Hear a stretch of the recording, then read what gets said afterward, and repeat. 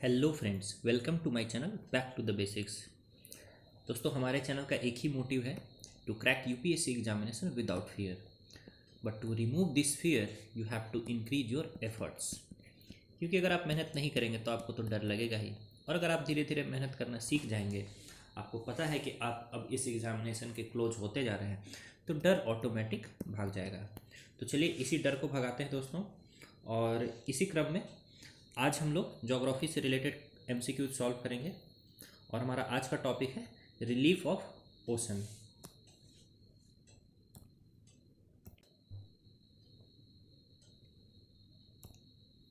चलिए दोस्तों, आज का टॉपिक स्टार्ट करते हैं।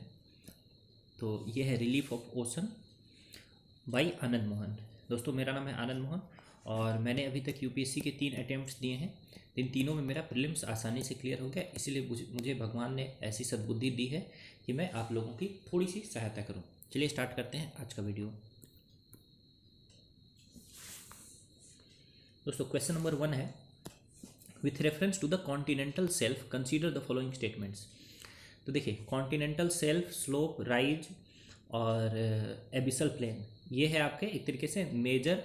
ये है कॉन्टिनेंटल सेल्फ, यहाँ कॉन्टिनेंट खत्म हो रहा है और यहाँ थोड़ा थोड़ा ओशन शुरू हो गया, तो शुरू में इस तरह से चलता है। फिर ये है स्लोप, फिर है राइज। इसकी देखिए स्लोप बस चेंज हो रहा है, पहले स्लोप कम है उसको बोलते हैं कॉन्टिनेंटल सेल्फ, फिर स्लोप अचानक से बढ़ जाएगा उसका, ठीक है, तो उसको बोलेंगे कॉन्टिनेंटल स्लोप। फिर थोड़ा सा स्लोप घटेगा, उसको बोलेंगे कॉन्टिनेंटल राइज, और फिर ये लगभग फ्लैट हो जाएगा, इसको बोलेंगे अबिसल प्लेन। ठीक है, तो चलिए, तो ये बोल रहा है these are part of the oceanic crust. दोस्तों, जो कॉन्टिनेंटल सेल्फ होता है वो बेसिकली कॉन्टिनेंटल क्रस्ट का ही एक्सटेंशन होता है, ओशियानिक क्रस्ट नहीं है ये।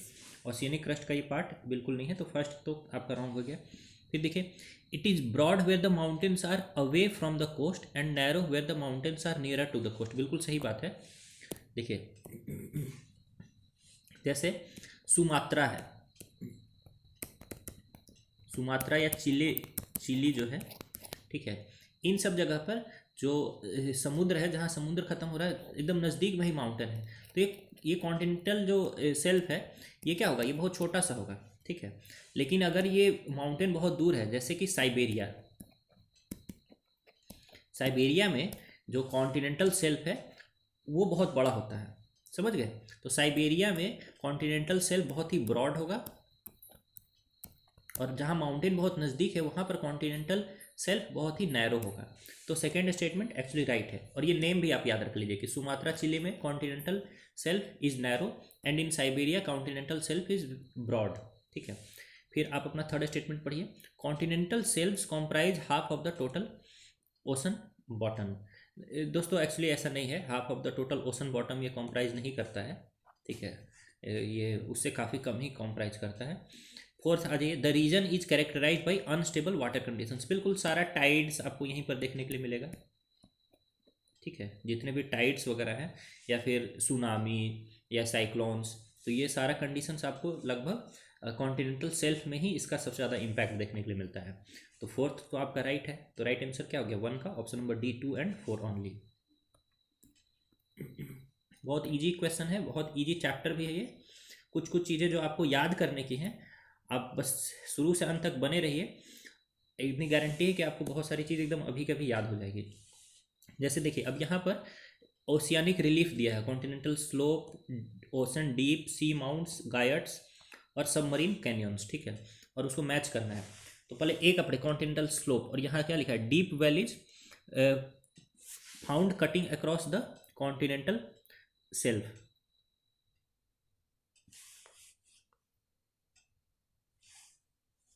ठीक है। और फिर दूसरा है zone of steep slope extending from continental shelf. देखिए, इसको क्या करते हैं, यहाँ सारे नेम देख लीजिए, कॉन्टिनेंटल स्लोप, ओशन डीप, सी माउंट्स, गायट्स, सबमरीन कैनियंस। अब देखिए, कॉन्टिनेंटल स्लोप का 2 आंसर होगा। कॉन्टिनेंटल स्लोप क्या है, तो it is zone of steep slope extending from continental shelf. जैसे कॉन्टिनेंटल सेल्फ जहाँ खत्म होता है वहीं से कॉन्टिनेंटल स्लोप शुरू होता है ना। अभी तो मैं आपको बताया कि सेल्फ जहाँ खत्म होता है स्लोप शुरू होता है। तो ए का हो गया आपका 2 नंबर, ए का क्या हो गया, 2 नंबर हो गया ए का, ठीक है। फिर बी का देखिए, ओशियन डीप। ओशियन डीप देखिए दोस्तों क्या है, ओशियन डीप होता है, जैसे एक ये आपका प्लेट है, एक दूसरा प्लेट है, ये दोनों जो प्लेट टकराती है, ठीक है, ये कन्वर्जेंट प्लेट बाउंड्री में ये दोनों टकराती है और ये प्लेट नीचे चली जाती है। तो ये प्लेट जब नीचे चली जाती है तो यहाँ पर क्रस्ट जो है, क्रस्ट यहाँ पर वो डिजॉल्व हो जाता है, तो यहीं पर बनता है ट्रेंच और डीप। जैसे आपका एग्जांपल है पैसिफिक ओशन में एक ट्रेंच है जिसका नाम है मैरियाना ट्रेंच, मैरियाना ट्रेंच। और मैरियाना ट्रेंच में ही आता है आपका एक चैलेंजर्स डीप। चैलेंजर्स डीप जो है अर्थ की सबसे गहरी, अर्थ का सबसे गहराई वाला पॉइंट है दोस्तों, जो कि कहाँ पर है, मैरियाना ट्रेंच में है, जो कि कहाँ पर है, पैसिफिक ओशन में। ऐसे करके आप याद रखिए, चैलेंजर्स डीप, समझ रहे हैं। तो डीप और ये क्या होता है, देखिए ए का तो 2 हो गया, ये होता है steep sided narrow basins which are the deepest part of the ocean, है ना। ओशन डीप क्या होगा, steep sided narrow basins which are the deepest part of the ocean. तो बी का हो गया आपका 5। अब देखिए ए का 2, बी का 5, कहाँ कहाँ पर, यहाँ पर नहीं है, ए का 3 है यहाँ पर ए का 3 है, ये सब कट गया। तो ए का 2 तो एक ही जगह है, ठीक है, तो आपका राइट आंसर हो गया सी। अब सी का देखिए यहाँ क्या बोल रहा है, 4 है। सी माउंट्स क्या है, सी माउंट्स सबमर्ज्ड आइसोलेटेड पिनेकल्ड माउंटेन्स, हमेशा याद रखिएगा 2 चीज है, सी माउंट, सी माउंट इस तरह का रहेगा, ये पानी के अंदर ही है, लेकिन ये पिनेकल्ड माउंटेन्स, ये है पिनेकल, पिनेकल मतलब यहाँ पर एक मतलब क्या बोलते हैं इसको, एंगल रहेगा, ठीक है। और जो गायट्स रहेगा वो फ्लैट टॉप रहेगा उसका, ठीक है। गायट्स भी, ये भी माउंटेन है बट इसका टॉप पिनेकल नहीं है, यहाँ पर देख रहे फ्लैट है टॉप, ठीक है। तो एनीवेज, तो सी का तो क्या हो गया आपका 4 हो गया। अब गायट्स देखिए, यहाँ डी का क्या बोल रहा है, 3 बोल रहा है, तो 3 सही है क्या, submerge isolated flat topped mountains, बिल्कुल यही था गायट्स, मैंने आपको बताया फ्लैट टॉप्ड माउंटेन्स होंगे गायट्स। फिर सबमरीन कैनियंस देख लीजिए, अब ई का तो 1 ही बचा, तो ई का 1 हो जाएगा, सबमरीन कैनियंस हो जाएगा deep valleys found cutting across the continental shelf. तो सबमरीन कैनियंस क्या होते हैं, सबमरीन कैनियंस जनरली स्टार्ट होते हैं आपका उसी नदी से स्टार्ट होते हैं और समुद्र तक जाते हैं, सी तक जाते हैं, ठीक है। और ये घाटी है, ठीक है, गहरी घाटी होती है जो नदी से ही स्टार्ट होती है और समुद्र तक जाती है। तो बीच में ही क्या पड़ेगा, नदी से जा स्टार्ट होकर समुद्र तक जा रहे हैं, यानी कॉन्टिनेंटल शेल्फ से ही उसकी शुरुआत हो चुकी है। तो कॉन्टिनेंटल शेल्फ से स्टार्ट हो जाती है और वो समुद्र तक जाती है वो घाटी, ठीक है, इसी बोलते हैं सबमरीन कैनियंस।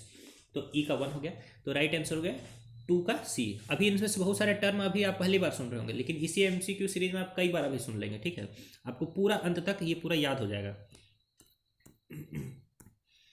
तो देख लीजिए, ये देखिए, ये है कॉन्टिनेंटल शेल्फ, क्या है ये है शेल्फ, फिर है स्लोप, फिर है राइज, यहाँ देखिए यहाँ स्लोप चेंज हुआ, फिर है अबिसल प्लेन, देख रहे हैं। चलिए क्वेश्चन नंबर 3 देखते हैं दोस्तों।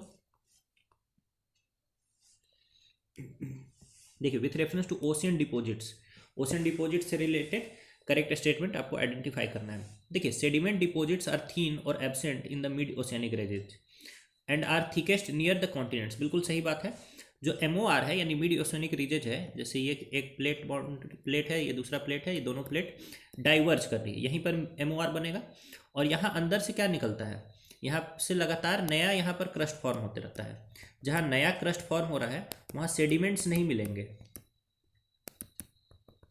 सेडिमेंट्स मिलेंगे जब ये क्रस्ट यहाँ से कैरी होकर के जाएगा ये आपका कंटिनेंट तक, और कॉन्टिनेंट के पास ये धीरे धीरे इसका क्या होगा, इसका इरोजन होगा, वेदरिंग होगा, वहाँ पर इसका सेडिमेंट आपको देखने के लिए मिलेगा। तो थिक बोल रहा है, सेडिमेंट डिपॉजिट्स आर थिन और absent in the MOR and are thickest near the continents. तो first statement is actually right. Second देखिए, terrigenous sediments consist of silts and clays whereas pelagic sediments are remains of marine organisms, बिल्कुल सही बात है। टेरिजीनियस sediments बोलते हैं terrestrial sediments को, यानी जो कॉन्टिनेंट से आया है, तो कॉन्टिनेंट से जो सेडिमेंट आया है वहाँ पर आपको सिल्ट और क्ले मिलेंगे। ये बेसिकली जो नदी लेकर के जाती है ना सेडिमेंट अपने साथ, उसको बोलते हैं टेरिजीनस। और समुद्र के अंदर से जैसे कोई मैरीन ऑर्गेनिज्म जो डेथ हो गया उसका, तो उससे जो सेडिमेंट बनेगा उसको बोलते हैं पेलाजिक सेडिमेंट्स। तो दोनों स्टेटमेंट बिल्कुल सही है। फिर देखिए, glacial marine sediments are primarily found in higher latitudes within the continental shelf, बिल्कुल सही बात है। देखिए, पहले क्या था कि फर्स्ट सही है सेकंड सही है। जैसे कि आइस एज में आपको पता है कि पूरा पृथ्वी आइस से ढका हुआ था। जैसे ये पूरे पृथ्वी है, अब यहाँ तक आइस ये ढका हुआ है, ठीक है। धीरे धीरे आइस एज जब खत्म हुआ तो ये आइस पिघल गया, तो आइस पिघल गया तो इसका सेडिमेंट आपको इधर इधर पाया जाएगा। तो ये ज़्यादातर आपको कहाँ पाया जाएगा, हाइयर लैटिट्यूड्स में पाया जाएगा, ठीक है। तो third statement is also correct. तो right answer is option number 3, 1, 2 and 3।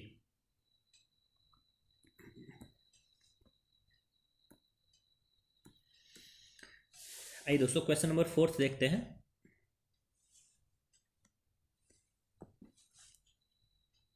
देखिए, which of the following statements regarding the temperature of the ocean, ocean के टेम्परेचर के रिगार्डिंग करेक्ट स्टेटमेंट पूछा जा रहा है।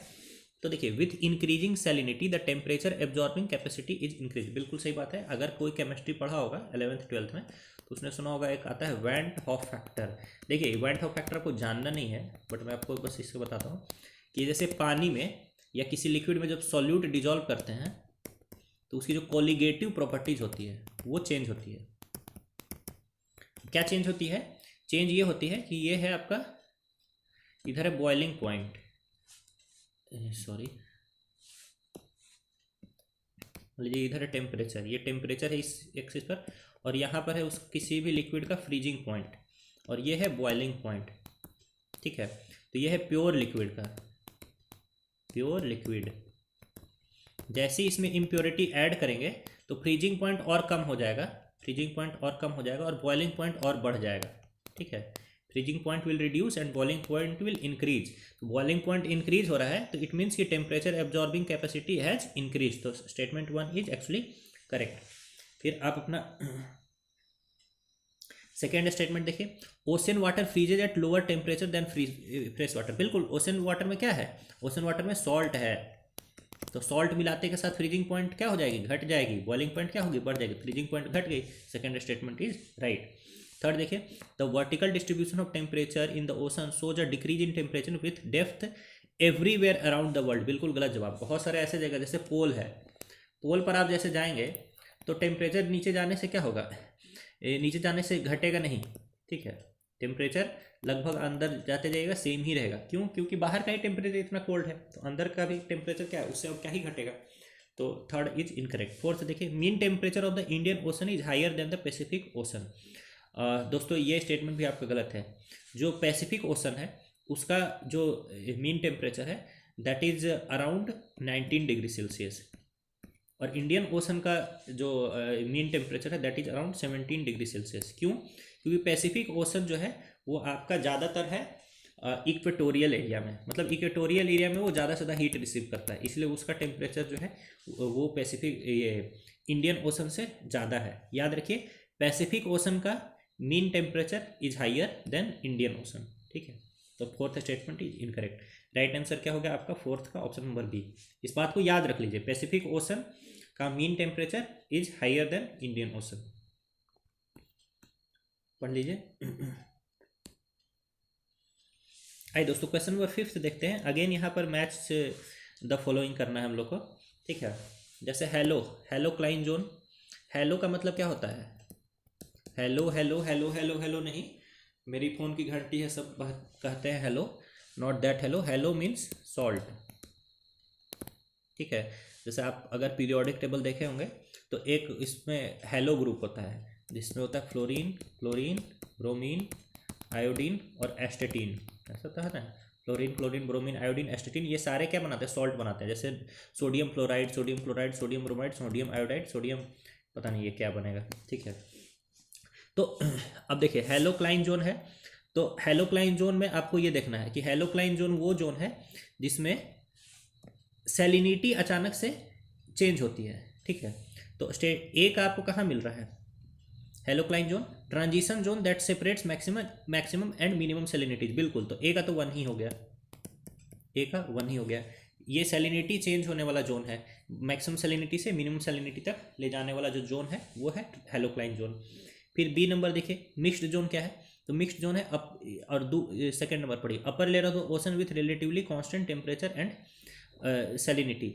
तो ये भी बिल्कुल सही बात है दोस्तों, क्योंकि जो अपर लेयर ऑफ ओशन होता है वहाँ पर क्या होता है कि नीचे से समुद्र आते रहता है, मतलब नीचे से समुद्र का पानी आते रहता है, ऊपर से हीट आ रहा है, ठीक है। तो हीट आ रहा है तो नया यहाँ पर मतलब टेम्परेचर बढ़ना चाहिए, लेकिन टेम्परेचर बढ़ने के बजाय नीचे के नीचे के पानी से इसकी थोड़ी मिक्सिंग होते रहती है, ठीक है। तो हीट तब तक ये नीचे ट्रांसफ़र कर देता है, मेरी बात समझ रहे हैं। तो ये इसका टेम्परेचर और सैलिनिटी वगैरह लगभग कांस्टेंट ही रह जाता है। हालांकि टेम्परेचर बढ़ जाना चाहिए, बट टेम्परेचर हमेशा यहाँ पर क्या होता है, मिक्सिंग होते रहती है नीचे के पानी से और साइड के पानी से, ठीक है। जिस कारण से इसका टेम्परेचर ऑलमोस्ट कांस्टेंट रहता है, और इसीलिए इसको क्या बोलते हैं, मिक्स्ड जोन कहते हैं, क्योंकि यहाँ पर मिक्सिंग होते रहती है। तो बी का 2 भी सही है। फिर सी का देखिए, थर्मोक्लाइन जोन, जैसे हेलोक्लाइन जोन में सैलिनिटी चेंज हो रही थी, थर्मोक्लाइन जोन में क्या होगा, टेम्परेचर चेंज होगा। तो सी का अब थर्ड पढ़िए क्या है, boundary region of the surface water and deep water mark by rapid temperature fall. बिल्कुल, तो थर्मोक्लाइन जोन में टेम्परेचर रैपिडली फॉल कर रहा है, तो C is also right. A का 1, बी का 2 एंड सी का हो गया 3। फिर फोर्थ पढ़िए, पाइनोक्लाइन। पाइनो का मतलब था प्रेशर या डेंसिटी, पाइनो का मतलब होता है, याद रखिएगा, प्रेशर या डेंसिटी, ठीक है। तो अब ये देखिए, पाइनोक्लाइन जो है extreme fall in temperature and increase in density with depth. नहीं, इसका टेम्परेचर से कोई लेना देना नहीं है, पाइनोक्लाइन का लेना देना टेम्परेचर से नहीं है। फिर ई पढ़िए, rapid increase of water density with depth due to temperature salinity change.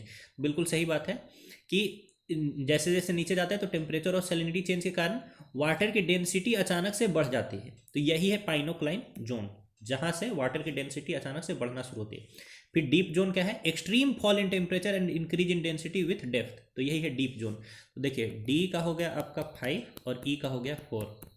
ध्यान रखिएगा, ए का 1, बी का 2, सी का 3, डी का 5, ई का 4।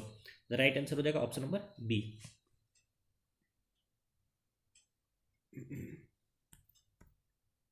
देख लीजिए, देखिए डीप जोन क्या है, there is increase in density with depth because of increasing pressure and declining temperature, ठीक है। ये है डीप जोन। पाइनोक्लाइन जोन क्या है, it is rapidly increasing water density, rapidly increasing water density with depth because of changes in temperature और salinity. तो temperature और salinity के चेंज के कारण ये जो वाटर डेंसिटी रैपिडली चेंज हो रही है, तो इसको पाइनोक्लाइन जोन बोलेंगे। देखिए कुछ सिमिलैरिटी है, लेकिन आप थोड़ा अंतर देख लीजिएगा डीप जोन और पाइनोक्लाइन जोन में।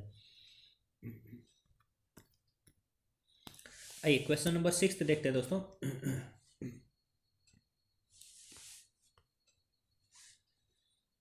देखिए, consider the following statements, both the diurnal and annual range of temperature of the ocean shows a lot of variation. बिल्कुल गलत जवाब। ठीक है, आपको तो थोड़ा सा पता ही होगा कि ओशन जो है वो मॉडरेटिंग इफेक्ट लाता है। मॉडरेटिंग इफेक्ट का मतलब क्या है कि बहुत ज़्यादा हाई टेम्परेचर नहीं यहाँ देखने मिलता है और बहुत ज़्यादा लो टेम्परेचर देखने के लिए मिलता है। तो हाई टेम्परेचर बहुत हाई नहीं है और लो टेम्परेचर बहुत लो नहीं है, तो इसके बीच का टेम्परेचर वेरिएशन भी क्या होगा, आपको ज़्यादा नहीं देखने के लिए मिलेगा, ठीक है। तो टेम्परेचर वेरिएशन यहाँ पर कम होता है ओशियानिक एरियाज में। तो statement 1 is actually incorrect. Second पढ़िए, annual range of temperature is greater in the northern hemisphere than in the southern hemisphere. ये बिल्कुल सही बात है। फर्स्ट तो गलत है, दूसरा देखिए, जो नॉर्दर्न हेमिस्फेयर है, ये नॉर्दर्न हेमिस्फेयर है और ये आपका साउदर्न हेमिस्फेयर है। तो northern hemisphere is dominated by continents और southern hemisphere is dominated by oceans. तो अब बताइए ओशन क्या करती है, ओशन के पास के एरिया में जो टेम्परेचर रेंज है वो बहुत ज़्यादा वेरी नहीं करता है, लेकिन कॉन्टिनेंट के पास के एरिया में क्या होगा, टेम्परेचर रेंज ज़्यादा वेरी करेगा। तो एनुअल रेंज ऑफ टेम्परेचर किस में हाई रहेगा, नॉर्दर्न हेमिस्फेयर में रहेगा। तो बिल्कुल सही बात है। देन द साउथर्न हेमिस्फेयर, क्योंकि southern hemisphere is ocean dominated sphere. देखिए याद रखिएगा, कॉन्टिनेंट यहाँ डोमिनेट कर रहा है मीन्स ये साउदर्न हेमिस्फेयर के कंपेरिजन में, ठीक है। बट कॉन्टिनेंट यहाँ नॉर्दर्न हेमिस्फेयर में भी कॉन्टिनेंट जो है वो 50% से कम ही होता है, अप्रॉक्स 40% होता है, ठीक है। ये ऐसा नहीं कि ओशन से ज़्यादा है ये कॉन्टिनेंट, यहाँ पर भी कॉन्टिनेंट ओशन से कम ही है नॉर्दर्न हेमिस्फेयर में भी, बट साउदर्न हेमिस्फेयर की तुलना में यहाँ पर कॉन्टिनेंट ज़्यादा है, ठीक है। तो चलिए सेकेंड आपका हो गया करेक्ट, राइट आंसर हो गया ऑप्शन नंबर बी। आप फिर से समझ लीजिए, जो ओशियन है, ओशियन डोमिनेटेड रीजन में टेम्परेचर रेंज बहुत कम रहेगा, क्योंकि हाई टेम्परेचर बहुत हाई नहीं होगा और लो टेम्परेचर बहुत लो नहीं होगा। लेकिन जो कॉन्टिनेंट है वहाँ पर टेम्परेचर रेंज क्या होगा, वो बहुत ज़्यादा होगा, क्योंकि हाई टेम्परेचर बहुत हाई होगा, ठीक है, और लो टेम्परेचर बहुत लो होगा। ठीक है। और नॉर्दर्न हेमिस्फेयर कॉन्टिनेंट डोमिनेटेड है, इसलिए नॉर्दर्न हेमिस्फेयर में टेम्परेचर रेंज ज़्यादा होगा। साउदर्न हेमिस्फेयर ओशियन डोमिनेटेड है, इसलिए साउदर्न हेमिस्फेयर में टेम्परेचर रेंज कम होगा। तो right answer is 2, option number B. देख लीजिए, देखिए नॉर्दर्न हेमिस्फेयर में 40% कॉन्टिनेंट है एंड 60% ओशन है, लेकिन साउदर्न हेमिस्फेयर में 80% ओशियन है। ठीक है, 80% ओशन और सिर्फ 20% यहाँ पर कॉन्टिनेंट है। ठीक है, नॉर्दर्न हेमिस्फेयर, साउदर्न हेमिस्फेयर, ठीक है, कॉन्टिनेंट और ओशियन। तो नॉर्दर्न हेमिस्फेयर में कॉन्टिनेंट है आपका 40%, साउदर्न हेमिस्फेयर में कॉन्टिनेंट है 20%, नॉर्दर्न हेमिस्फेयर में ओशन कितना बचा 60%, और साउदर्न हेमिस्फेयर में ओशन कितना बचा 80%। तो आप समझ सकते हैं। आइए दोस्तों क्वेश्चन नंबर 7 देखते हैं। यहाँ पर ओशियानिक ट्रेंचेज के बारे में बताया गया। मैंने आपको बताया था ओशियानिक ट्रेंच क्यों फॉर्म होता है, जब एक दो प्लेट बाउंड्री इस तरह से टकराती है तो जो प्लेट बाउंड्री नीचे चली जाती है तो यहाँ पर क्रस्ट क्या होता है, क्रस्ट यहाँ पर उसका लॉस होता है। ठीक है, और उसी जगह पर बनता है ट्रेंच, यानी बहुत गहरी और एकदम सपाट, एकदम सीधी दीवार वाली गहराई बनती है। ठीक है, उसी ट्रेंच के सबसे लोअर मोस्ट पॉइंट को हम बोलते हैं ओशियानिक डीप। एनीवेज, तो यहाँ ट्रेंच का नाम दिया और यहाँ पर किस ओशन में है वो ट्रेंच ये पूछ रहा है। मैंने आपको पहले बताया कि मैरियाना ट्रेंच कहाँ पर है, पैसिफिक ओशन में है। ठीक है, मैरियाना ट्रेंच और चैलेंजर डीप ये पैसिफिक ओशन में है। तो ए तो इनकरेक्टली मैच्ड है। ठीक है, फिर देखो जो प्यूर्टो रिको ट्रेंच है वो आपका है अटलांटिक ओशन में, तो बी भी इनकरेक्टली मैच्ड है। फिर देखिए यूरेशियन बेसिन जो है वो आर्कटिक ओशन में है, तो सी भी आपका इनकरेक्टली मैच्ड है। और जावा ट्रेंच इंडियन ओशन में है, तो आपका डी भी इनकरेक्टली मैच्ड है। तो यहाँ सारे इनकरेक्टली मैच्ड हैं, लेकिन फिलहाल आपको यहाँ से लर्निंग ये लेनी है कि मैरियाना ट्रेंच है, Mariana trench Pacific ocean, Puerto Rico trench Atlantic ocean, Eurasian basin Arctic ocean और जावा ट्रेंच इंडियन ओशन। और ये अपने अपने ओशन के लोअर मोस्ट पॉइंट है। जैसे पैसिफिक ओशन का लोअर मोस्ट पॉइंट है मैरियाना ट्रेंच में, अटलांटिक ओशन का लोअर मोस्ट पॉइंट है प्यूर्टो रिको ट्रेंच में, आर्कटिक ओशन का लोअर मोस्ट पॉइंट है यूरेशिया बेसिन, और इंडियन ओशन का लोअर मोस्ट पॉइंट है जावा ट्रेंच। ठीक है, इस तरह से आप इसको याद रख लीजिए। देखिए the deepest part of the world lies in Pacific ocean में है मैरियाना ट्रेंच डीपेस्ट पॉइंट, फिर पुएर्टो रिको ट्रेंच है अटलांटिक ओशन में डीपेस्ट पॉइंट, फिर जावा ट्रेंच है deepest point in the Indian ocean, फिर Arctic ocean is the deepest point, मतलब ये आर्कटिक ओशन में डीपेस्ट पॉइंट है यूरेशिया बेसिन। तो चलिए 7th हो गया दोस्तों। अब आइए क्वेश्चन नंबर 8 देखते हैं। देखिए एंडीसाइट लाइन किसको बोलते हैं, ओशियन, ओशियन से रिलेटेड एंडीसाइट लाइन बोलते हैं कॉन्टिनेंटल सेल्फ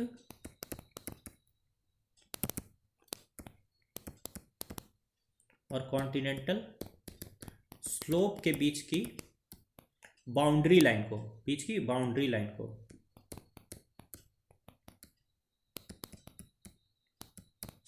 ठीक है,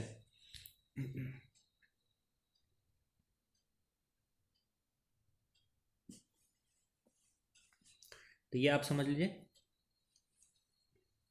तो अब एंडीसाइट लाइन का यहाँ पर दिया है the boundary line between continental slope and continental self, तो बिल्कुल सही ए हो जाएगा इसका राइट आंसर। ठीक है, बाकी देखिए ocean ward margin of continental shelf where rapid increase in slope angle occurs, इसको बोलते हैं, जो ओशियन वर्ड मार्जिन होती है कॉन्टिनेंटल सेल्फ की उसको बोलते हैं हम लोग सेल्फ ब्रेक। तो इसमें ही आपको थोड़ा अंतर करना है कि एंडीसाइट लाइन तो बाउंड्री है कॉन्टिनेंटल सेल्फ और कॉन्टिनेंटल स्लोप के बीच में, लेकिन ओशियन वर्ड मार्जिन जो है कॉन्टिनेंटल सेल्फ का, कॉन्टिनेंटल सेल्फ का ओशियन की तरफ, समुद्र की तरफ जाने वाला जो मार्जिन है उसको हम लोग सेल्फ ब्रेक बोलते हैं, क्योंकि वहीं पे सेल्फ खत्म हो जाता है। तो ये थोड़ा सा अंतर है इन दोनों के बीच में। तो 8th का बी नहीं होगा दोस्तों, ए होगा। पढ़ लीजिए, कीवर्ड ही याद रखिए ना कि एंडीसाइट लाइन बाउंड्री लाइन है, बाउंड्री लाइन है कॉन्टिनेंटल स्लोप और कॉन्टिनेंटल सेल्फ के बीच की। आइए दोस्तों क्वेश्चन नंबर 9 देखते हैं।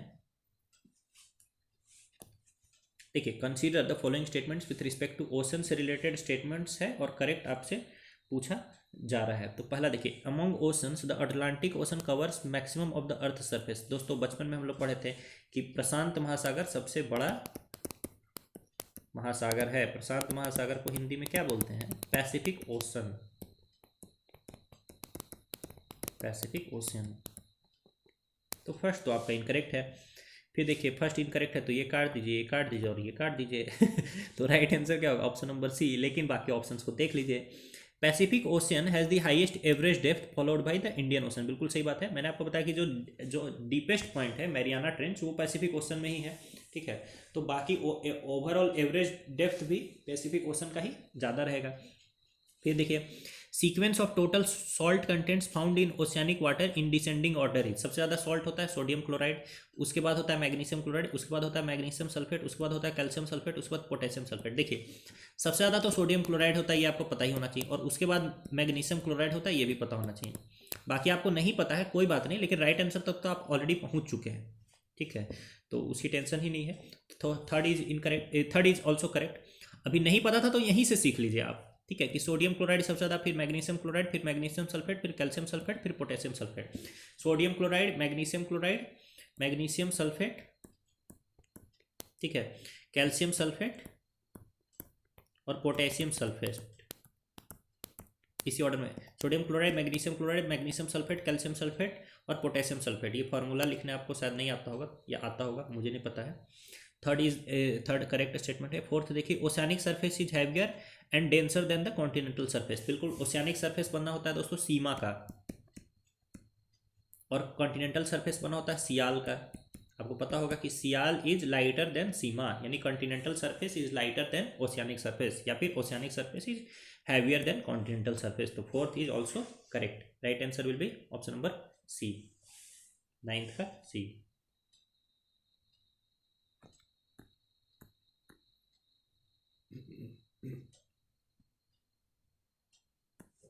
तो देख लीजिए। आइए दोस्तों क्वेश्चन नंबर 10 देखते हैं।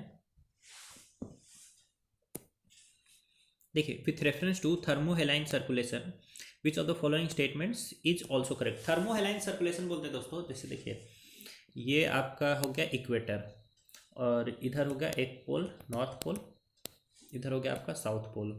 ठीक है, इक्वेटर के पास जो समुद्र है उसको ज़्यादा टेम्परेचर मिल रहा है, ठीक है, यानी ज़्यादा हीट रिसीव हो रहा है। लेकिन नॉर्दर्न पोल के पास जो एरिया है उसको हीट कम मिल रहा है। ठीक है, तो इस तरीके से क्या होगा कि धीरे धीरे ये जोन बहुत ठंडा बहुत ठंडा बहुत ठंडा होता जाएगा, और धीरे धीरे ये वाला जोन बहुत गर्म बहुत गर्म बहुत गर्म होता जाएगा। लेकिन ऐसा होता नहीं है, क्यों? क्योंकि ये हीट डिस्ट्रीब्यूट कर देता है। ठीक है, हीट डिस्ट्रीब्यूट कैसे करता है? तो इधर से कुछ समुद्र की ओशियानिक करेंट्स जाती हैं इधर, और फिर इधर से कुछ ओशियानिक करेंट्स आती हैं इधर। ठीक है, बिल्कुल इसी तरीके से जाती है, इधर जाती है ऐसे, फिर इधर से ऐसे, फिर इधर से ऐसे। ठीक है, तो इन करेंट्स के माध्यम से ही क्या होता है? हीट का एक्सचेंज होता है, और इसको बोलते हैं हम लोग थर्मोहेलाइन सर्कुलेशन। थर्मो यानी हीट, और हेलाइन यानी सॉल्ट, तो यानी हीट और सॉल्ट दोनों का यहाँ पर प्रॉपर एक्सचेंज हो जाता है दोस्तों। जहाँ पर ज़्यादा हीट है वहाँ से जहाँ पर कम हीट है उस वाले रीजन में हीट चला जाता है, और जहाँ पर ज़्यादा सॉल्ट है वहाँ से जहाँ पर कम सॉल्ट है उस वाले रीजन में सॉल्ट चला जाता है। एनीवे, तो फर्स्ट स्टेटमेंट इसके बारे में पढ़ते हैं कि driven by the difference in the density of sea water and also known as subsurface currents. तो बिल्कुल इसको सब सरफेस करेंट भी बोलते हैं। और ये क्यों होता है? थर्मोहेलाइन सर्कुलेशन क्यों होता है? तो उसका वन ऑफ द रीजन है डेंसिटी डिफरेंस, यानी जहाँ सॉल्ट ज़्यादा है उस जगह से सॉल्ट जहाँ कम है उस जगह पे वाटर जाता है। तो फर्स्ट इज करेक्ट। सेकंड देखिए ocean bottom relief greatly influences थर्मोहेलाइन circulation. बिल्कुल सही बात है।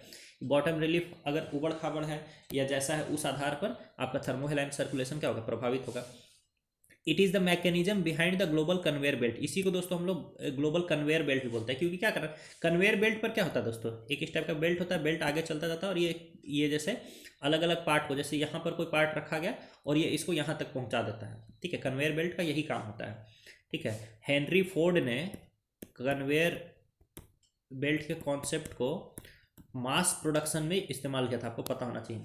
एनीवेज, और उसके पहले हेनरी फोर्ड के पहले ये कन्वेयर बेल्ट कहाँ यूज होता था वो आप मुझे कमेंट में बताइए। ठीक है, एनीवेज, तो थर्ड इज ऑल्सो करेक्ट, क्योंकि ये क्या कर रहा है? हीट को यहाँ से ले रहा है और यहाँ तक पहुँचा रहा है, हीट को यहाँ से ले रहा है यहाँ तक पहुँचा दे रहा है, तो it is acting as a conveyor belt.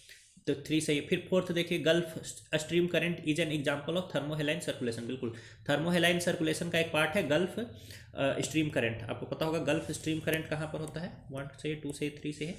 Gulf stream current होता है आपका, ये देखने को मिलता है अटलांटिक ओशन में, और ये आपका है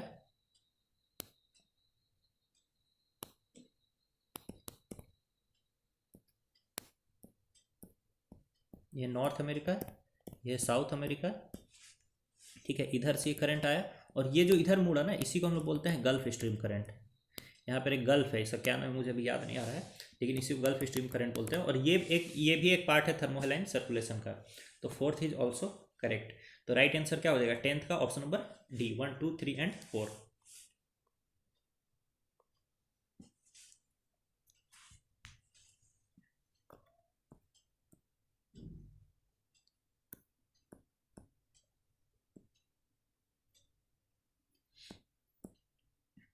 आइए दोस्तों क्वेश्चन नंबर 11th देखते हैं हम लोग। तो 11th क्वेश्चन है, which of the following phenomenon can be attributed to ocean currents. तो इनमें से ओशन करेंट्स के कारण क्या क्या हो सकता है। आपको पता होगा कि ओशन करेंट्स दो टाइप के होते हैं, एक कोल्ड और एक वार्म। ठीक है, तो इसमें से कोल्ड करंट क्या क्या करता है, वार्म करंट क्या क्या कर सकता है, और कुल मिला के ये लोग क्या क्या करते हैं। तो पहला देखिए, इंड्यूसिंग हैवी स्नोफॉल। बिल्कुल, जो कोल्ड करंट है जैसे कि फॉकलैंड करंट या फिर लेब्राडोर करंट। अभी आप जो है पूरा कमेंट में मुझे एकदम भर दीजिए कि फॉकलैंड करंट कहाँ पर है, लेब्राडोर करंट कहाँ पर है, और क्यूराइल करंट कहाँ पर है। ये तीनों कोल्ड करंट है, कहाँ कहाँ पर है ये बताइएगा, किस ओशन में है, बस इतना बता दीजिएगा। तो फर्स्ट सही है। सेकंड देखिए, डिस्करेजिंग रेनफॉल। मान लीजिए कोल्ड करंट कहीं पर जाएगा तो वहाँ से मॉइस्चर को पूरा क्या कर लेगा, एब्जॉर्ब कर लेगा, तो रेनफॉल तो वहाँ होगा नहीं, तो सेकंड इज ऑल्सो राइट। वहाँ पर क्या होगा, वहाँ पर आपको डेजर्ट मिलेगा, जैसे कि Mojave desert. Mojave Mojave desert कहाँ पर है ये बताइए, ये भी कमेंट में बताइए। फिर देखिए, helps in breeding of marine organisms. बिल्कुल सही बात है, जहाँ कोल्ड करंट और वार्म करंट मिलता है आपस में, ठीक है, वहाँ पर आपको क्या मिलता है, वहाँ पर मिलता है बहुत सारे मेरीन ऑर्गेनिजम्स, जैसे कि क्यूराइल करंट और क्यूरोसियो करंट जहाँ पर मिलता है वहाँ पर आपको क्या मिलता है, बहुत सारे फिशेस मिलती है। फिर हिंडर्स नेविगेशन। बिल्कुल, जहाँ पर कोल्ड और वार्म करंट मिलते हैं दोस्तों, वहाँ पर बहुत सारा क्या बनाता है, स्मॉग बनता है, तो वहाँ पर नेविगेशन प्रभावित होती है। फिर harnessing renewable source of energy. बिल्कुल, इससे रिन्यूएबल सोर्स ऑफ एनर्जी भी हम लोग ओशियानिक करंट से हार्नेस कर सकते हैं। तो 3, 4, 5 सारा कुछ ही इसमें करेक्ट है। तो 11th का राइट आंसर क्या हो जाएगा, ऑप्शन नंबर डी। अब देखिए, वैसे तो आप प्रीलिम्स की तैयारी कर रहे हैं, बट ये सारे पॉइंट्स अगर बोलेगा ओशियानिक करंट से आपको क्या क्या चीज़ें होती हैं, कुछ उस कौन कौन से फिनोमिना एसोसिएटेड है, मेंस में प्रॉपर क्वेश्चन आ सकता है, और 5 पॉइंट आपको यहीं पर मिल गया। ठीक है, इसीलिए this is an integrated preparation दोस्तों। बट 11th का right answer is option number D. देख लीजिए इसको। आइए दोस्तों क्वेश्चन नंबर 12 में चलते हैं। देखिए, which of the following statements is are correct regarding the temperature of the oceans. तो ओशन टेम्परेचर से रिगार्डिंग क्या क्या स्टेटमेंट यहाँ पर करेक्ट हैं वो पूछा जा रहा है। तो पहला देखिए, the reduction of temperature with latitude is constant. बिल्कुल गलत जवाब। देखिए, शुरू में तो क्या होता है, टेम्परेचर तेजी से घटता है और फिर धीरे धीरे उतना तेजी से नहीं घटने लगता है। ठीक है, तो कांस्टेंट माने रिडक्शन रेट जो है टेम्परेचर का, दैट इज नॉट कांस्टेंट। तो स्टेटमेंट 1 इज इनकरेक्ट। सेकंड देखिए, the temperature of the oceans varies vertically with increasing depth. हाँ, तो वेरियंस तो आएगा ही, जैसे जैसे आप नीचे जाएंगे वैसे वैसे टेम्परेचर घटेगा जनरली। ठीक है, बट यहाँ पर ये भी नहीं कर, रिजिडली नहीं कर रहा कि घटेगा ही घटेगा, यहाँ पर सिंपली बोल रहा है कि वैरी करेगा। ठीक है, तो ये बिल्कुल सही स्टेटमेंट है, क्योंकि इतना जनरल लिखा गया, स्पेसिफिक है नहीं, तो दिस इज राइट। 12th का right answer is option number B, 2 only. देख लीजिए, temperature of the ocean varies vertically with increasing depth, यानी जैसे जैसे नीचे जाएंगे टेम्परेचर चेंज होगा, ऑब्वियसली चेंज होगा। This is correct statement. तो 12th का right answer is option number B, 2 only.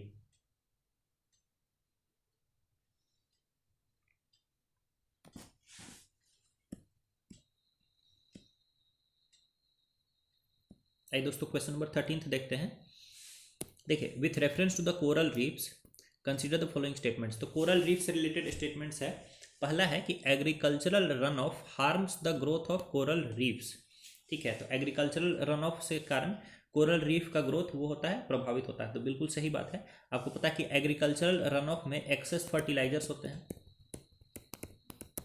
Fertilisers क्या करेंगे दोस्तों, फर्टिलाइजर्स करेंगे हिंदी में जिसको हम लोग बोलते हैं सुपोषण, या अंग्रेजी में इसी को हम लोग क्या बोलते हैं, यूट्रोफिकेशन।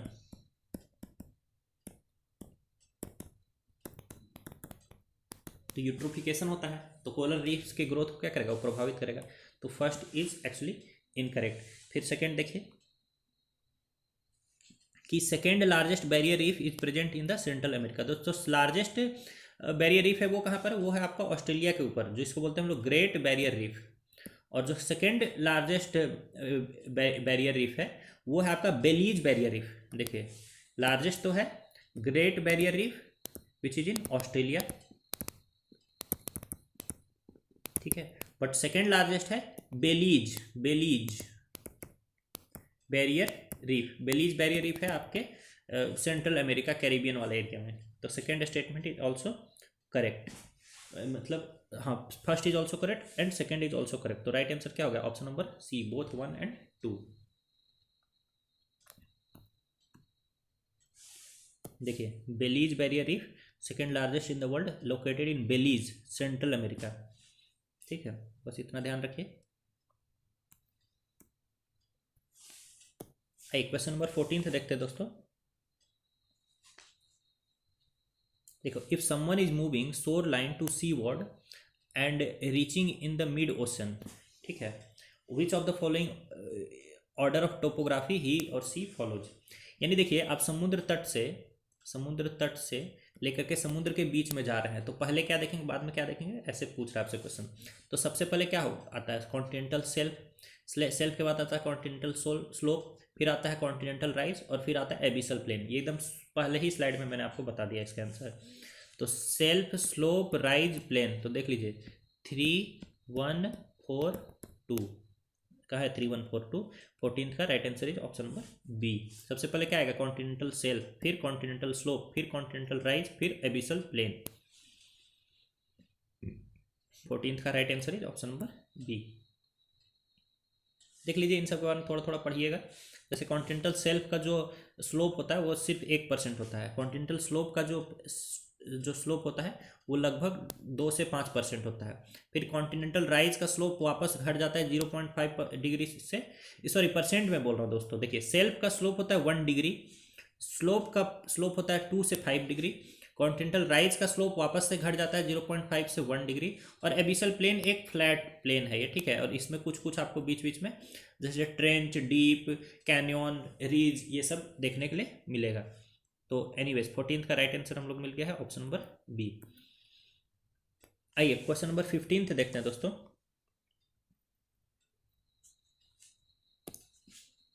देखिए which of the following are the major features of the ocean floor. दोस्तों देखिए मेजर फीचर्स मैं आपको बता देता हूँ क्या क्या होते हैं ओशन फ्लोर के। मेजर फीचर्स होते हैं कॉन्टिनेंटल सेल्फ,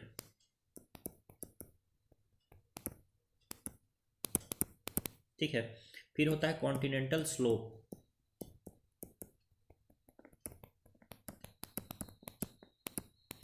ठीक है, फिर आपका होता है डीप सी प्लेन या जिसको एबिसल प्लेन भी बोलते हैं, और फिर होता है ओशियानिक डीप्स, ठीक है। ये 4 ही मेजर फीचर्स है ओशन फ्लोर के। इसके अलावा जो भी फीचर्स हैं उनको माइनर फीचर्स बोलेंगे, ठीक है। तो ये 4 हो गए मेजर फीचर्स, और बाकी mid oceanic ridge, canyons, gyres, seamounts, ठीक है, ये ओशियानिक ट्रेंच, ठीक है, everything will be minor feature, but these 4 are major features. Continental shelf is a major feature, continental slope is a major feature, abyssal plain is a major feature, और oceanic deeps is a major feature, ठीक है। तो आपका right answer क्या होगा दोस्तों? और देखिए कॉन्टिनेंटल स्लोप के साथ यहाँ कॉन्टिनेंटल राइज भी हो जाएगा, इसको भी लिख लीजिएगा। मतलब सेल्फ स्लोप और राइज ये मेजर है, फिर एबिसल प्लेन मेजर है, और ओशियानिक डीप्स ये मेजर है, ठीक है। तो देख लीजिए अब यहाँ पर क्या क्या, कैनियंस तो नहीं मेजर है, रीजेज मेजर नहीं है, ओशियानिक डीप ये मेजर फीचर है, कॉन्टिनेंटल राइज ये भी एक मेजर फीचर है।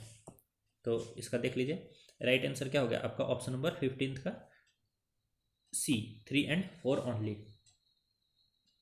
इसलिए कॉन्टिनेंटल सेल्फ स्लोप राइज ये major feature, abyssal plain major feature, oceanic deeps major feature, all others are minor features.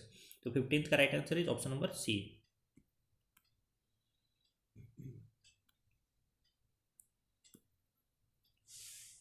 आइए दोस्तों, अब क्या पूछ रहा है, माइनर फीचर्स पूछ रहा है, तो मेजर को हटा दीजिए, माइनर बचा। जैसे डीप स्लीप प्लेन तो मेजर है, उसको हटा दीजिए। गायट्स माइनर है, सी माउंट्स माइनर है, कैनियन माइनर है, ट्रेंच माइनर है। तो राइट आंसर क्या हो गया, 2 3 4 5। 16th का right answer is option number B, 2 3 4 and 5 only. Deep sea plain क्या था, मेजर था, तो बस उसको हटा दिया हमने, बाकी सारा माइनर है। देखिए ये सारे माइनर फीचर्स हैं आपके। रीजेज, मिड ओशियानिक रीजेज, ओशियानिक हिल्स, सी माउंट्स, गायट्स। सी माउंट्स किसको बोलते हैं, वो पिनेकल्ड माउंटेन्स जिसका ऊपर टॉप जो होता है पॉइंटेड होता है। गायट्स किसको बोलते हैं, फ्लैट टॉप्ड माउंटेन्स। ठीक है, बाकी तो चलिए ठीक है। कैन्योन्स सब कुछ क्या है, माइनर फीचर है। Trenches, canyons, fractured zones, island arcs, atolls, ये सब माइनर फीचर्स हैं। दोस्तों क्वेश्चन नंबर 17 देखते हैं।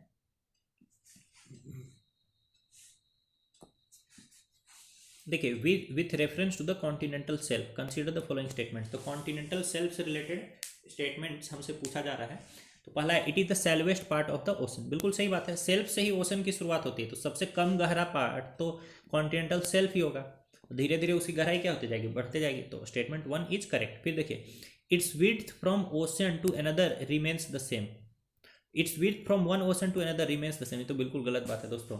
जो कॉन्टिनेंटल सेल्फ है उसकी विड्थ अलग अलग ओशन में अलग अलग होती है। जैसे मैंने आपको पहले ही बता दिया कि सबसे नैरोवेस्ट जो कॉन्टिनेंटल सेल्फ है वो आपको मिलेगा चिली में और सुमात्रा में, एकदम यहाँ पे नेग्लिजिबल कॉन्टिनेंटल सेल्फ है। और सबसे बड़ा कॉन्टिनेंटल सेल्फ लगभग 800-900 किलोमीटर, इतना बड़ा कॉन्टिनेंटल सेल्फ मिलेगा आपको साइबेरिया में। ठीक है, तो इसका विड्थ हर ओशन में सेम नहीं रहता है, पहली बात तो ये है। फिर देखिए, depths of the continental shelf are continuous in every area. Again it this is also incorrect कि कहीं कहीं जो कॉन्टिनेंटल सेल्फ है उसका डेप्थ मात्र 30 मीटर होगा, और कहीं कहीं कॉन्टिनेंटल सेल्फ का डेप्थ लगभग 300 मीटर 400 मीटर तक जाएगा। ठीक है, तो ये डेप्थ भी कांस्टेंट नहीं है कॉन्टिनेंटल सेल्फ का। तो राइट आंसर क्या होगा, option number B, 1 only is the right answer. ये याद रखिएगा दोस्तों, Chile Sumatra narrowest continental shelf and Siberia broadest continental shelf. देख लीजिए। दोस्तों क्वेश्चन नंबर 18 देखते हैं। Guyot is a mountain that has a pointed summit. गलत बात, guyot is a mountain that has a flat summit. उसकी ऊंचाई पर क्या रहता है, फ्लैट टॉप्ड माउंटेन होता है। और sea mountain is a table top और फ्लैट टॉप माउंटेन, ये भी गलत है। ये seamount is has pointed summit. Seamount के पास, ये तो मैंने आपको 2-3 बार अभी तक बता दिया, सी माउंट पॉइंटेड समिट, या पॉइंटेड, या उसको पिनाकल्ड भी बोल सकते हैं, पॉइंटेड और पिनाकल्ड समिट। और गायट्स फ्लैट टॉप, है ना। तो 1 और 2 दोनों इनकरेक्ट है। राइट आंसर क्या हो गया दोस्तों, option number D is the right answer. देखिए अभी तक आपको याद हो गया होगा, शुरू में नहीं पता होगा गायट क्या होता है, सी माउंट क्या होता है, लेकिन अब धीरे धीरे करके इतनी बार वो आ गया एक ही सीरीज में तो पूरा याद हो गया। 18th का D is the right answer. आइए दोस्तों क्वेश्चन नंबर 19 देखते हैं।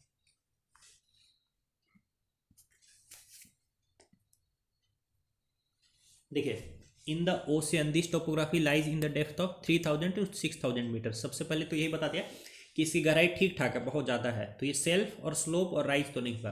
फिर देखिए, कवरिंग 40% ऑफ द, तो सेल्फ स्लोप राइज नहीं, राइज हटा दीजिए। ठीक है, और ओशियन डीप्स सिर्फ इतना ही कम नहीं, ओशियन डीप्स और ज़्यादा डीप होगा। जैसे मेरियाना ट्रेंच का जो चैलेंजर्स डीप है वो 11 किलोमीटर उसकी डेप्थ है, तो ओशियन डीप्स भी नहीं होगा। फिर देखिए, it is almost featureless and their slope gradient is less than 1%। एकदम स्लोप ग्रेडियंट बहुत कम होता है और ऑलमोस्ट फीचरलेस है। ये है दोस्तों आपका एबिसल प्लेन, या जिसको डीप सी प्लेन भी बोलते हैं। डीप सी प्लेन की गहराई लगभग 3000 से 6000 मीटर होती है, और ये ओशन का सबसे बड़ा हिस्सा 40% यही कवर करता है दोस्तों, और ये लगभग फीचरलेस है। ठीक है, और इसकी ग्रेडियंट बहुत कम होती है, मतलब 1 डिग्री से भी कम होती है उसकी स्लोप ग्रेडियंट। तो राइट आंसर इज 19th का सी।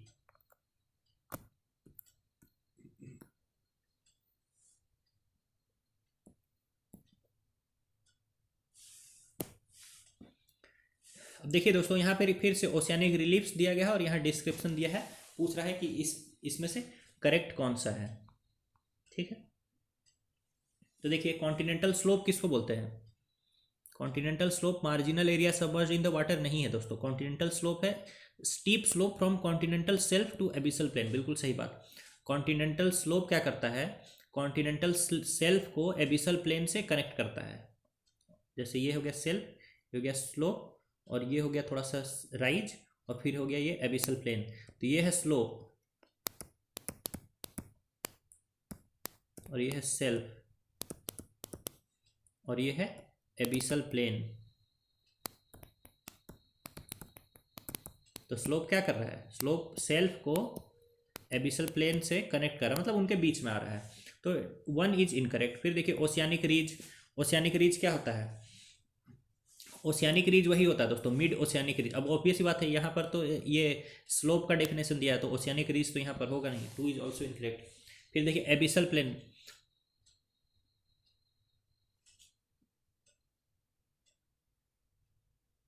ठीक है, एबिसल प्लेन नहीं है दोस्तों, ये हिल्स है, सॉरी, इसलिए मैं सोच रहा हूँ एबिसल हिल्स है। Under water hills more than 1000 metre high. हाँ, तो ठीक है, एबिसल हिल्स इसी को बोलते हैं जो अंडर वाटर हिल्स होती है और हाइट उनका 1000 मीटर के आसपास या उससे थोड़ा ज़्यादा ही होता है। तो सी तो करेक्ट है, यानी 3 इज करेक्ट, बाकी 1 और 2 आपका इनकरेक्ट है। ओशियानिक रीज बोलते हैं जहाँ पर दो प्लेट्स एक दूसरे से दूर जाती है और यहाँ पर दो आपको माउंटेन्स देखने के लिए मिलेंगे। ठीक है, एक इधर और एक इधर, और इसके बीच थोड़ा एरिया खाली रहता है, इधर से क्रस्ट निकलता रहता है, इधर एक माउंटेन बनाता है, इधर एक माउंटेन बनाता है, दो पैरेलल माउंटेन्स बनाते हैं। ठीक है, उसी बोलते हैं ओशियानिक रीज। ठीक है, तो 2 आपका इनकरेक्ट है, 1 इनकरेक्ट है, 3 is correct. Right answer is 20 का ऑप्शन नंबर सी, 3 ओनली। सो देख लीजिए। आइए दोस्तों क्वेश्चन नंबर 21 देखते हैं। देखिए कुछ स्टेटमेंट्स दिया हुआ है और पूछ रहा है कौन सा करेक्ट है। पहला देखिए, the deep sea plain has an optimum amount of clay and silt. बिल्कुल सही बात है, क्योंकि जो नदी वगैरह से आती है ना, जिसको क्या बोला था, टेरीजीनस सेडिमेंट्स। तो टेरीजीनस सेडिमेंट्स जो है वो वहाँ पर खूब सारा मात्रा में क्ले और सिल्ट उनको जमा कर देती है। फिर देखिए, the oceanic deeps are very sensitive to earthquakes and volcanoes. दोस्तों एकदम बहुत पतली सी दीवार होती है ये ओशियानिक डिप्स की। ठीक है, एकदम थोड़ा सा स्पेस होता है यहाँ पर। ठीक है, और ये समुद्र की गहराई में होता है, और ये एरिया जो है यहाँ पर खूब सारा वोल्केनो और अर्थक्वेक प्रोन एरिया रहता है। थोड़ा सा वोल्केनो आया नहीं कि ये पूरा खत्म दब जाएगा, ये प्लेट इधर आ गया, ये प्लेट इधर आ जाएगा, कुछ बीच में कुछ भर जाएगा। ठीक है, कोई नया क्रस्ट इसमें भर जाएगा, तो खत्म हो गया। तो ये क्या होगा, वेरी सेंसिटिव है अर्थक्वेक और वोल्केनो से लेकर के। ठीक है, तो राइट आंसर इसका सेकंड भी है। थर्ड स्टेटमेंट देखिए, the largest number of deeps and trenches are found in the Pacific ocean. बिल्कुल सही बात है, क्योंकि पैसिफिक ओशन ही दोस्तों क्या है, सबसे बड़ा ओशन है। तो वहाँ पर सारे फीचर्स आपको क्या मिलेंगे, थोड़ा ज़्यादा मात्रा में देखने के लिए मिलेंगे। तो थर्ड इज ऑल्सो करेक्ट। 21 का right answer is D, option number 1, 2 and 3 all.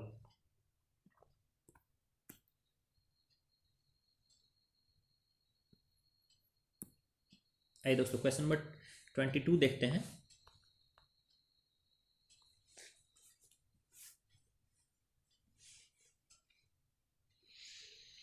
देखिए, with the reference to minor relief features of oceans consider the following statements.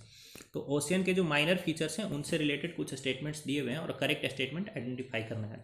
पहला देखिए, seamount is a mountain and volcanic in origin. बिल्कुल सही बात है, सी mount क्या है, एक माउंटेन है, समुद्र के अंदर में होता है और ये वोल्केनिक ओरिजिन का है। ठीक है, फिर देखिए, the Pacific ocean has the highest guides. Pacific ocean में सब कुछ सबसे ज़्यादा ही होगा दोस्तों। ठीक है, क्योंकि पैसिफिक ओशन क्या है, सबसे बड़ा ओशन है। फिर देखिए, Hudson canyon is the best known submarine canyon in the world. Canyon क्या होता है, मैंने आपको बताया था, ये कैनियन एक टाइप का डीप वैली होता है। ठीक है, जो कि कॉन्टिनेंटल सेल्फ से ही स्टार्ट हो जाता है। जनरली ये जो रिवर आती है ना, जो समुद्र में मिलती है, उस रिवर के अंत के एरिया में ये स्टार्ट हो जाता है। तो ये रिवर टू सी ये जाता है, कौन, ये कैनियन। ठीक है, तो रिवर टू सी जाने वाला ये एक डीप वैली है। ठीक है, और हडसन कैनियन आपका आप यूएस में है दोस्तों। ठीक है, और ये बहुत ज़्यादा फेमस है। तो थर्ड इज ऑल्सो करेक्ट। फिर देखिए, atolls are low island found in the temperate oceans, दोस्तों आपको पता होगा टेम्परेट एरिया यानी ठंडा एरिया, कोल्ड एरिया, और सारे एटोल्स फेमस हैं किसके लिए? रीफ्स के लिए, रीफ्स, कोरल रीफ्स के लिए, ठीक है। और कोरल रीफ्स ज़्यादातर पाए जाते हैं कहाँ पर बताइए? कोरल रीफ्स ज़्यादातर पाए जाते हैं आपके ट्रॉपिकल एरिया में, क्योंकि कोरल रीफ्स को चाहिए टेम्परेचर लगभग 24 डिग्री सेल्सियस, ठीक है।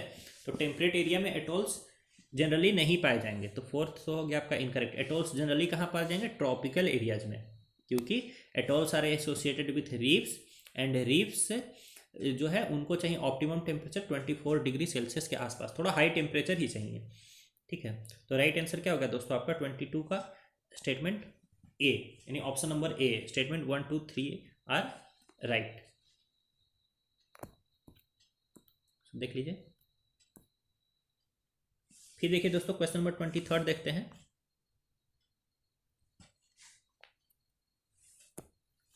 कंसिडर द फॉलोइंग स्टेटमेंट्स, इन स्टेटमेंट्स को देखिए और करेक्ट स्टेटमेंट आइडेंटिफाई करिए। Very good. Continental shelves are the source of fossil fuels, बिल्कुल सही बात है। आपको पता है कि पेट्रोलियम और नेचुरल गैस दोनों निकाला जाता है कॉन्टिनेंटल शेल्फ से, ठीक है। तो ये आपका स्टेटमेंट 1 इज करेक्ट। फिर 2 देखिए, coast of Chile and the west coast of Sumatra has a very wide range of continental shelves.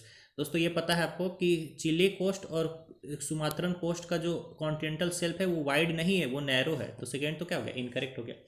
फिर थर्ड देखिए, about 1/4 of the world's petroleum and natural gas is extracted from the continental shelf. ये बिल्कुल सही बात है, लगभग 25% ये petroleum और नेचुरल गैस को कहाँ से एक्सट्रैक्ट किया जाता है? कॉन्टिनेंटल शेल्फ से एक्सट्रैक्ट किया जाता है। तो राइट आंसर क्या हो गया दोस्तों आपका 23 का ए, 1 एंड 3 ओनली।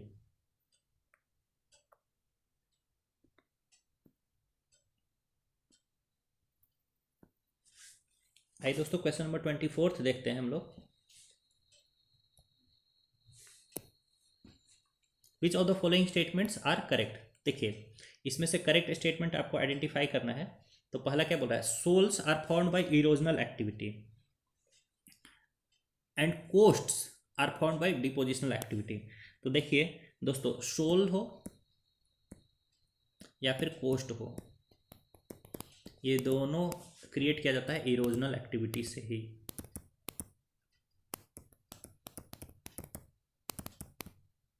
ठीक है।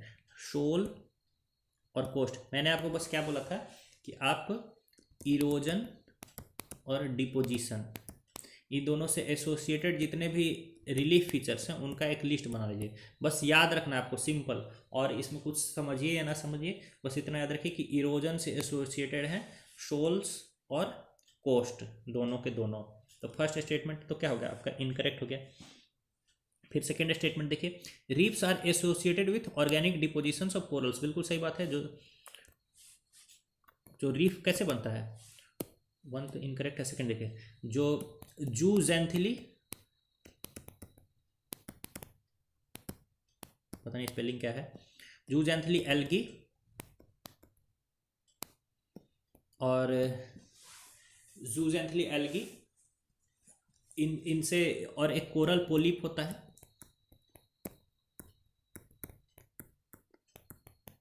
इनके एसोसिएशन से ही बनता है क्या? कोरल रीफ्स, ठीक है। तो ये क्या है? ऑर्गेनिक डिपोजिशन से, यहाँ से आपको मिलता है खूब सारे कैल्शियम कार्बोनेट, और ये कैल्शियम कार्बोनेट कैसा नेचर का है? ये ऑर्गेनिक नेचर का है। तो सेकेंड इज एक्चुअली करेक्ट। फिर अब थर्ड स्टेटमेंट देखिए, coast is the bank of the ocean that consists of only unconsolidated material. ये तो बिल्कुल अजीब बात है दोस्तों, यहाँ पर आप कॉन्सोलिडेटेड, अनकॉन्सोलिडेटेड हर टाइप के मटेरियल मिलेंगे दोस्तों। तो थर्ड इज इनकरेक्ट। तो राइट आंसर क्या हो गया आपका 24 का option number B, 2 only is the right answer. जो पढ़ लीजिए।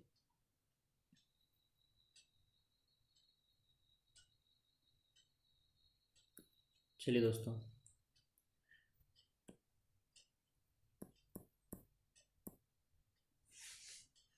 आई क्वेश्चन नंबर 25 देखते हैं।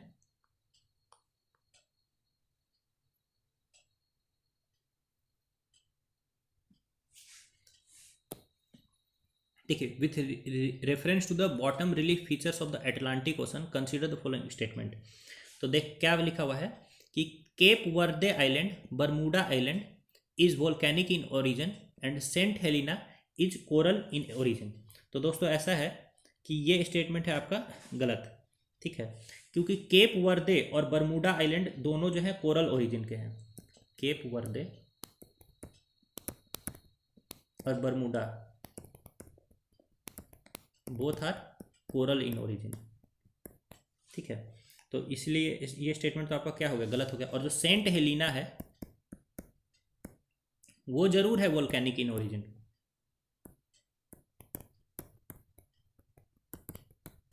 ठीक है, तो फर्स्ट स्टेटमेंट तो क्या हो गया आपका, इनकरेक्ट हो गया।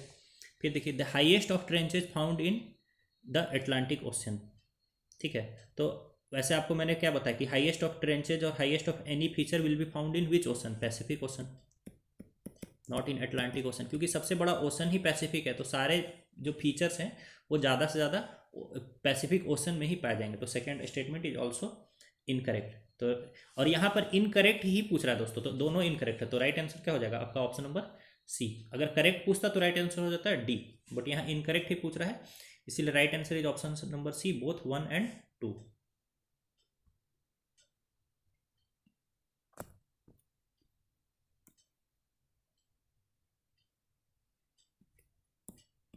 आइए दोस्तों, क्वेश्चन नंबर 26 देखते हैं।